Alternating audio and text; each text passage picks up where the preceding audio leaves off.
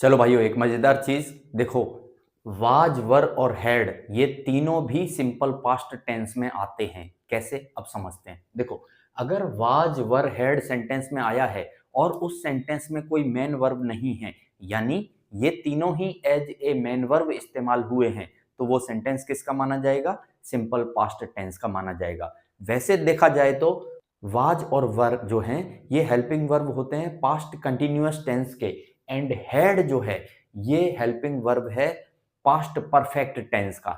लेकिन यहां पे क्या होगा, ये तीनों हेल्पिंग वर्ब जो हैं एज ए मेन वर्ब बन के आएंगी, और अगर ऐसा होगा तो फिर ये सेंटेंस किस में माना जाएगा? सिंपल पास्ट टेंस में माना जाएगा।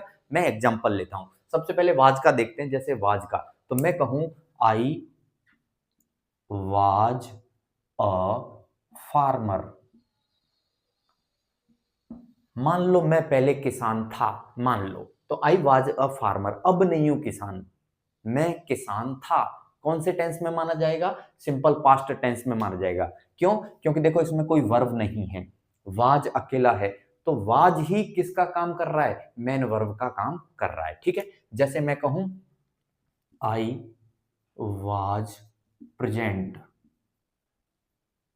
आई वाज प्रेजेंट देयर, मैं वहां पे मौजूद था, मैं वहां पे मौजूद था। आई वॉज प्रेजेंट देयर, देखो कोई वर्ब नहीं है, वाज ही किसका काम कर रहा है? मेन वर्ब का काम कर रहा है, तो ये सेंटेंस भी किस में माना जाएगा? सिंपल पास्ट टेंस में माना जाएगा। अब जैसे वर के एग्जांपल, वी वर, ध्यान से सुनना, we were cricket players, we were cricket players, हम क्रिकेट के खिलाड़ी थे, अब नहीं है। देखो कोई मेन वर्ब नहीं है, वर ही किसका काम कर रहा है? मेन वर्ब का काम कर रहा है, तो ये सेंटेंस भी किस में माना जाएगा? सिंपल पास्ट टेंस में माना जाएगा। ओके, जैसे हैड, हैड का एग्जांपल ले लेता हूं। मान लो I had an old car, I had an old car, यानी मेरे पास एक पुरानी कार थी।